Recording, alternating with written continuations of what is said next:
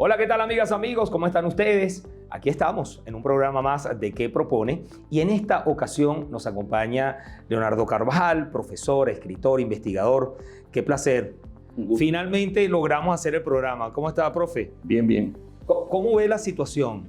¿Está fácil? ¿No está fácil? ¿Está compleja, no? Es una situación muy difícil, muy dura, muy extraña. Estaba pensando hace unos segundos como profesor de historia en situaciones ya del siglo XX similares de golpes de Estado, ¿no? De paso de un sistema medio democrático a uno dictatorial. Estaba pensando en noviembre del 48, cuando le dan el golpe de Estado a Gallego. Pero entonces allí las cosas se veían como más fáciles. Eran unos militares, derrocan a un señor que ganó con el 78% de los votos. A los pocos meses había 3 partidos políticos, 4, y legalizan a Acción Democrática y al Partido Comunista y dejan medio vivos a URD y COPEI, que eran partidos más pequeños. Luego, 3 o 4 años después, le dan el segundo golpe de Estado cuando tracalean las elecciones de diciembre del 52, donde ganaron abiertamente los diputados de URD con el apoyo de AD. Y nada, los convocaron a Miraflores y fueron a un diálogo, y entonces al salir del diálogo los montaron en autobús. Preso.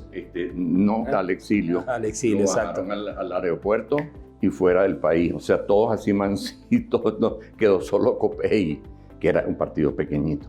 Entonces, claro, yo creo que esas eran situaciones como más drásticas, y la memoria histórica, los sentimientos, las vivencias de los venezolanos estaban más acostumbrados a la bota militar, vamos a decirlo claramente, porque Venezuela del año 1830 al año 1958, en esos 128 años de historia, apenas tuvimos 4 presidentes civiles.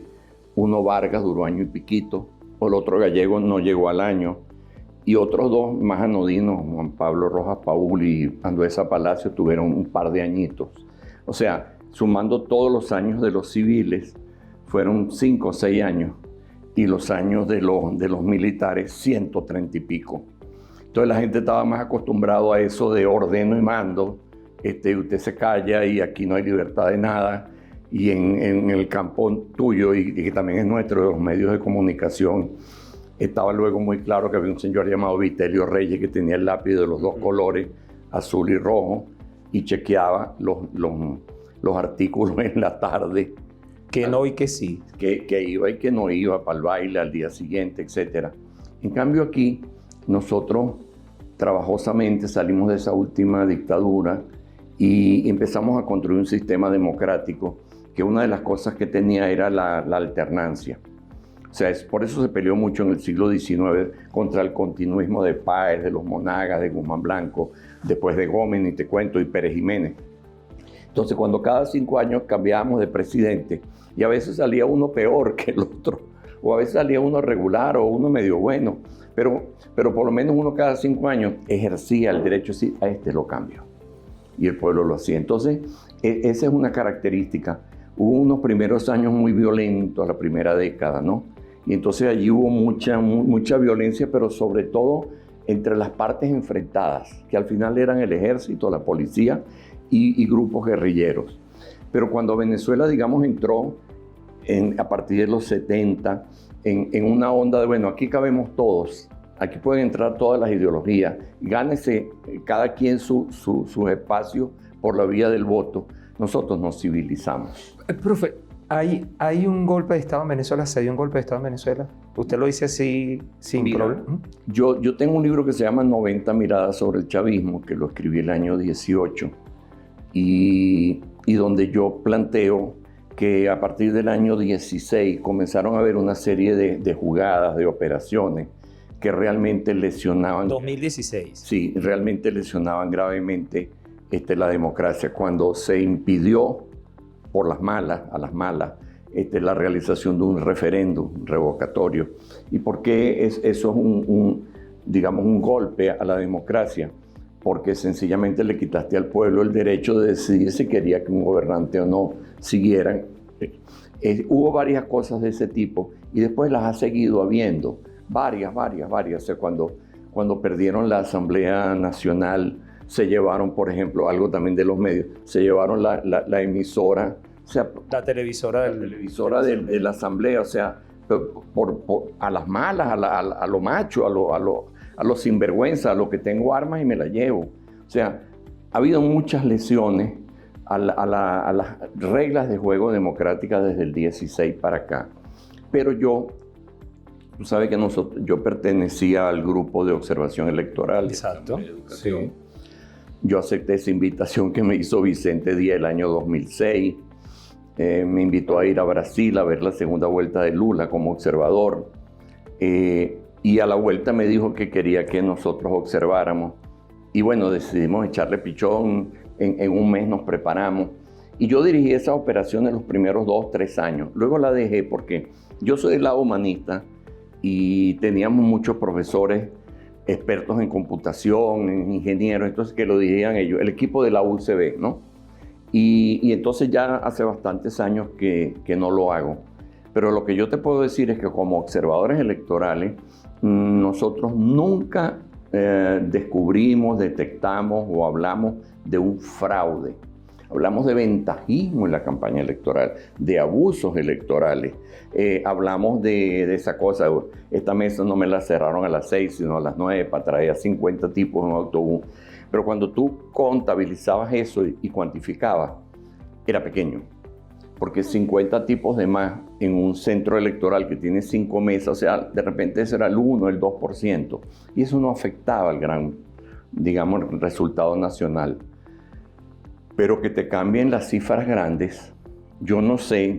Es decir, que esta vez sí hubo un fraude. Yo no sé si la cosa fue 7 millones a 3 millones a favor del mundo. Yo sí creo que ganó. ¿Por qué? Porque yo soy una persona que ve y analiza, y todo lo que veo a través de las redes sociales, de la información, es personas mostrando actas y dice aquí ganó el mundo, y hasta en los sitios más inverosímiles. Y nunca del lado contrario. He visto del otro lado, y como yo sé que cuando la gente es como las gallinas también, cuando la gallina pone un huevo, ¿qué hace?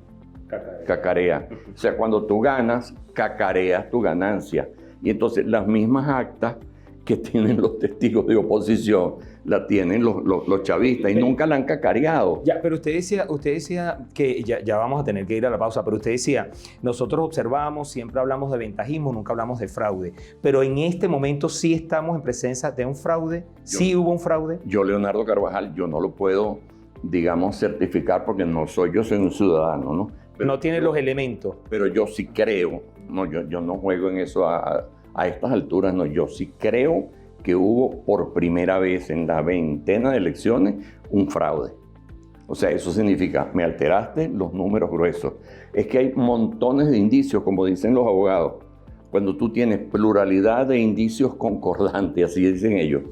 O sea, camina como pato, grazna como pato, todo, oye, es un pato, o sea, sí. Y entonces, una de las cosas básicas es, ¿por qué el CNE se desapareció, salió de escena? Solamente hizo un acto y ganó este señor al día siguiente. Y luego, pero no publicó lo que las maestras de segundo grado, así lo he escrito yo. O sea, ¿cómo aprendimos nosotros a la suma? La maestra nos decía, uno sumando 2, 5, 4. Entonces usted pone 2 más 4 más 5 igual 11. Suma total 11, pero ese 11 no sale de la nada. Sale de 2 más 4 más 5. Entonces, usted es el CNE, usted tiene todos los elementos técnicos, tecnológicos en sus manos. Usted tenía que al día siguiente, a las 48 horas, a las 72, mostrar los resultados de las 30.026 mesas, ni una más, ni una menos, y mostrarlo. Y si en la mesa tal donde votó Maduro, perdió Maduro, o en la mesa donde votó Padrino, perdió Padrino, estoy diciendo de cosas que uno oye, pues lo muestra, porque habrá otras donde ganó, es decir, la verdad. Y además que el CNE, primero es la ley. O sea, si tú tienes un organismo que no te cumple la ley, pero tampoco cumple con las prácticas anteriores que había venido ejecutando cumpliendo la ley, entonces, ¿qué vas a o sea, tienes todo el derecho del mundo a sospechar? Aquí hay gato encerrado. de qué hacer. Algunos dicen que el gobierno de Maduro, bueno, huyó hacia adelante y que es insostenible eso, pero ellos se han atrincherado, la oposición está atrincherada, ¿qué hacer? Mire, yo no tengo bola de cristal, pueden pasar muchísimas cosas, ojalá pasen las mejores. Yo creo que quien cree quien tiene unas certezas debe mantener esas certezas, que no hay que incitar al odio, ni a la violencia, ni a cosas de ese tipo, ni en juego, porque son trampas verbales en las que la gente cae. Pero del otro lado, evidentemente, hay una especie de atrincheramiento psicológico, político y físico. El nombramiento del ministro del Interior es muy claro al respecto, a la señal que te dan, porque es una persona que ha sido de las que hay en el régimen. Nunca ha sido de los moderados, sino ha sido al revés, de los que siempre ataca, los que siempre agrede impunemente. Y ahora tiene un cargo, que es el cargo de la represión, el Ministerio de la Represión. Así, aquí o en Francia o en España, los ministerios del Interior, el Ministerio de la Represión. Mientras que los ministerios de Cultura, Comunicación y Educación son los ministerios de la persuasión, porque eso es lo que hace todo gobierno. Persuade o reprime, punto. Entonces, digamos que llegaron los duros y comenzaron a actuar de una manera dura, violando, pienso yo, el artículo 49 de nuestra Constitución, el que establece el debido proceso. O sea, que a la gente o sea, no es que te llevan de tu casa unos encapuchados, o sea, léanse el artículo 49, por Dios, ¿no? Entonces, si se está en esa línea dura, pues me suena a mí algo así como los tiempos de la Inquisición. O sea, en los tiempos de la Inquisición, por quítame estas pajas, venían unas beatas o unos curas ultraconservadores y tú tenías una opinión extraña con respecto a sus creencias científicos, entre comillas, religiosas. Esas creencias decían que la Tierra era el centro del universo y tenía que ser el centro del universo porque aquí nació Jesucristo. Si Dios se encarnó aquí, ella es el centro. Y además estábamos fijos y todo lo demás se movía. Entonces, esas eran las nociones. Entonces, si aparece un tipo llamado Galileo, los telescopios, o sea, en la ciencia. Y entonces el tipo escribe esas cosas. Y entonces lo llama a la Inquisición y la Inquisición le pone el papel y le encima el juicio. Y no era juego, o sea, de esos juicios muchas veces salías directo a la hoguera. Entonces, el tipo en ese caso tuvo que ceder. O sea, el tipo no se mantuvo, porque yo no veía la hoguera, yo quiero vivir y segundo, yo le voy a dejar mucho a la humanidad en mis años restantes. Entonces le firmó la cosa, pues, pero dejó la frasecita, Eppur si muove, sin embargo se mueve. O sea, te firmé aquí porque estoy obligado, porque si no tú me cortas la cabeza, pero sin embargo se mueve. Y sí, la tierra se movió. Entonces, eso lo quiero equivaler al dicho de los niños, ¿no? Cuando jugábamos, ¿no? Y entonces había el niñito tramposo y los otros decíamos, la trampa sale. O sea, en algún momento la trampa sale. La trampa está saliendo por todos lados. O sea, estos argumentos, que apenas hemos dado uno o dos, de cómo se ocultan, de cómo buscan el apoyo en las faldas del TCJ, todo este tipo de cosas. O sea, el mundo las ve, aunque no capte todos los detalles, lo ve. Entonces, cuando tú... Lo atajo allí, el mundo las ve, pero el mundo puede hacer algo. El mundo no puede meterse y no debe meterse, y los que llamaron en el pasado de la oposición a que se metieran, para mí estaban equivocados, y así lo dije, y así lo reitero, y así lo reiteraré. O sea, cuando el mundo se mete en Libia, ve a ver lo que pasa. Cuando el mundo se mete en Siria, ve a ver lo que pasa. O sea, porque claro, es muy fácil meterse en Panamá, o sea, vamos a hablar de cosas concretas. O sea, si tienes a un tipo muy aislado, un Noriega, o sea, que al final no tiene fuerza de masa, sino pequeño, y tú le metes una fuerza norteamericana, le metes 5,000, 10,000 tipos, que matan un montón, por lo menos centenares de inocentes, porque ellos llegan bombardeando, pero hacen una operación, lo capturan, se lo llevan. O sea, ese tipo de operación quirúrgica no es posible en los países donde los que gobiernan del modo, digamos, duro, tienen 2, 3, 4, 6 millones de personas a su favor. O sea, no, porque hay una cosa que es el sentimiento nacional con el cual los gobernantes juegan, y además lo tienen predispuestos. Y cuando tú tienes un ejército de 100.000, 200.000, unas milicias, no muy hábiles, pero las tienes las armas, tienes otra gente policial, parapolicial, etc. O sea, tú tienes unos grupos en armas de 100, 200.000 personas y que además pueden pensar que la cosa va, si hay una invasión directamente contra ellos. O sea, estamos tocando un tema súper álgido, pero oye, vamos a tocarlo en concreto, porque hay mucha gente que cree que eso es, esto es diciembre, entonces va a llegar el niño Jesús, o esto es una comiquita, entonces viene la Mujer Maravilla, entonces ella hace todo y tal. No hay ninguna Mujer Maravilla, o sea, vienen unos bombardeos, mueren un montón de gente, y si de repente tienes un territorio que no es Panamá, ¿cuál es el tamaño de Panamá? O sea, Panamá yo creo que no es más grande que el estado Miranda, por Dios. Entonces, Venezuela, inmensa, 1 millón de kilómetros cuadrados, 3 millones y pico como mínimo de votantes, de los cuales en armas o en disposición el 10%. Los otros no, los otros se van a quedar en su casa. 350.000, Isnardo. O sea, ¿qué es lo que puede pasar allí? Y enseguida, por supuesto, está avisada la cosa. Si invaden, vamos también contra los civiles que son de oposición. Guerra civil, matazones. Yo digo Siria, yo digo Libia, o sea, eso hay que verlo, son fenómenos contemporáneos.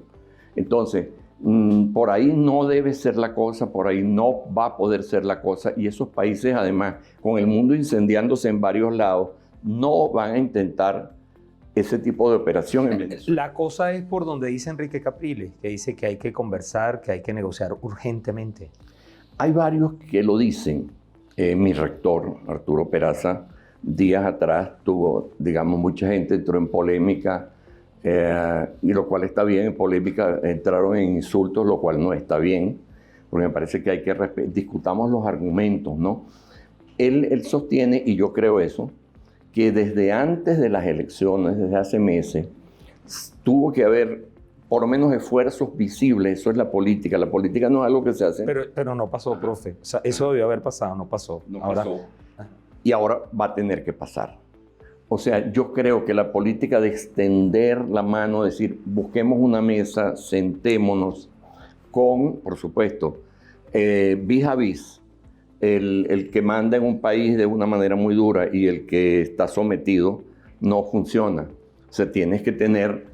hay que involucrar, ahí es donde lo internacional sí sería diferente. Lo internacional juega y ha jugado, y ahora que todo el mundo está súper pendiente, hoy está reunido todos los cancilleres de la Unión Europea, están escuchando o ya lo escucharon a Edmundo González. O sea, no es juego, y en este caso hay una fuerza muy grande, y es que se ganó unas elecciones.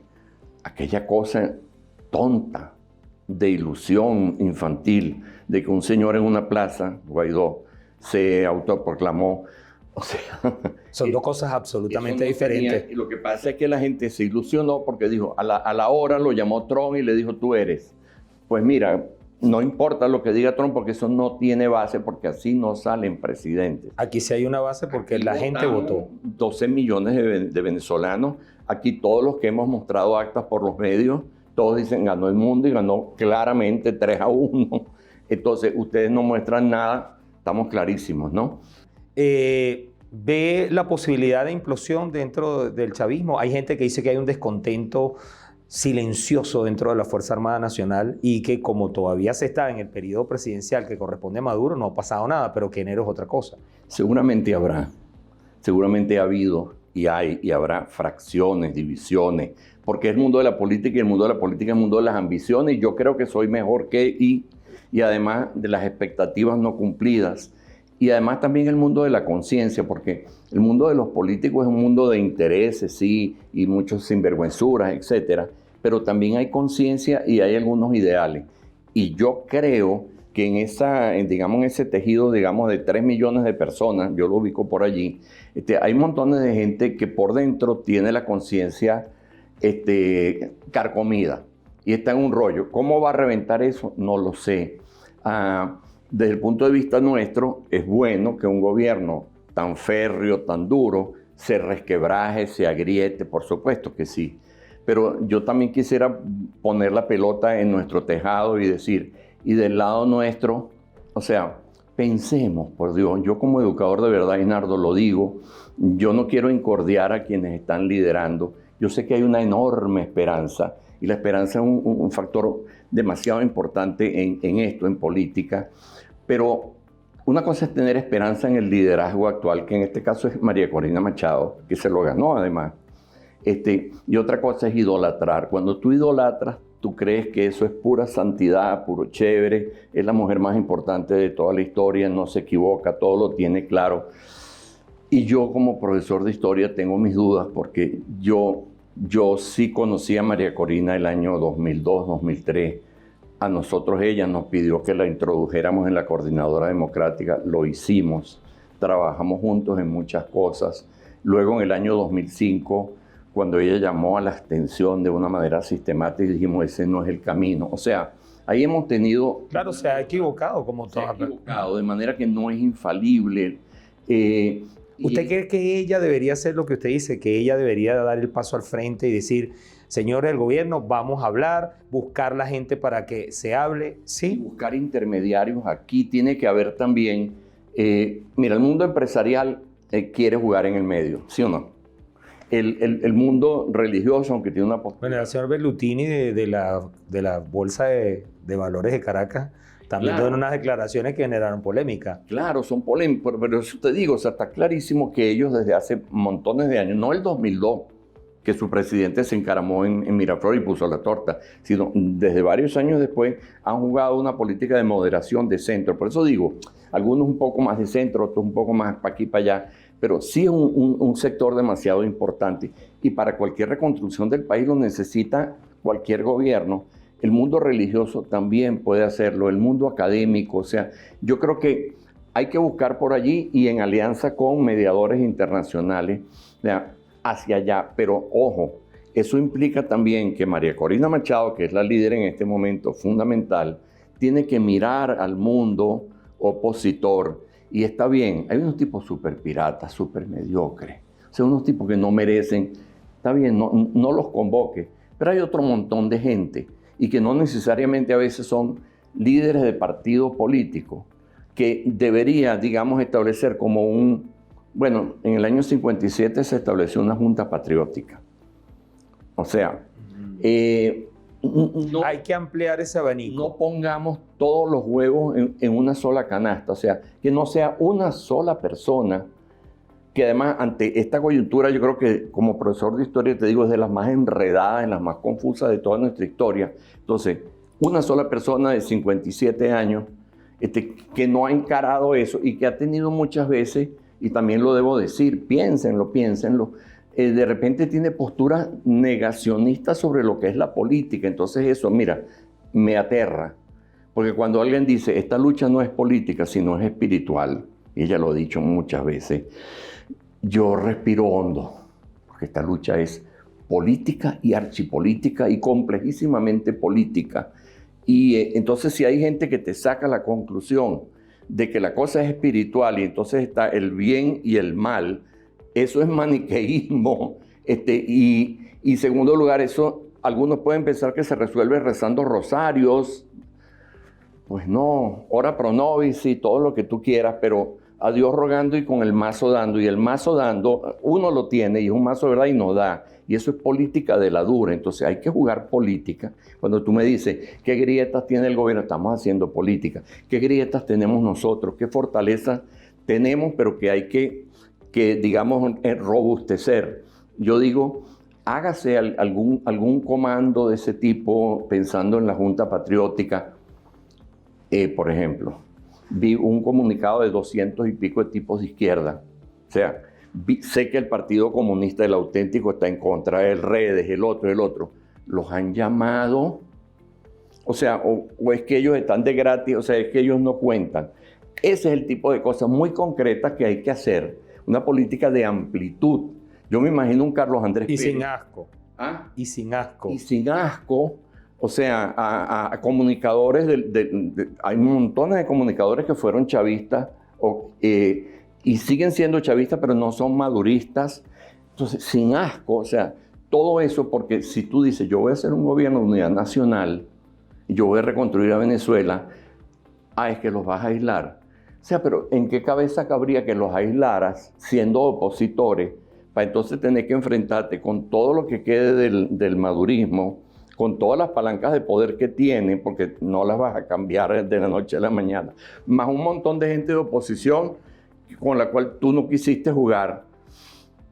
Eso es una equivocación terrible y yo no quiero que cuando ocurra entonces decir, mira, ves qué pasó, yo quiero decirlo antes. Se nos agotó el tiempo, pero ¿es posible el cambio? Sí, siempre. Sí, ¿hay condiciones para conseguirlo? Hoy o pasado mañana, sí, yo soy profesor de historia y te digo que sí, el PUR se mueve y lo que se mueve es el mundo y el mundo es redondo. Bien, profe. 1.000.000 de gracias. Vale. Leonardo Carvajal nos acompañó en nuestro programa ¿Qué propone de hoy? Y por supuesto, vamos a seguir en esto, vamos a seguir indagando, hablando con personalidades, distintas personalidades del acontecer nacional, porque el país no solo lo necesita, sino que es necesario que revisemos los distintos puntos de vista para que esto pueda realmente cambiar.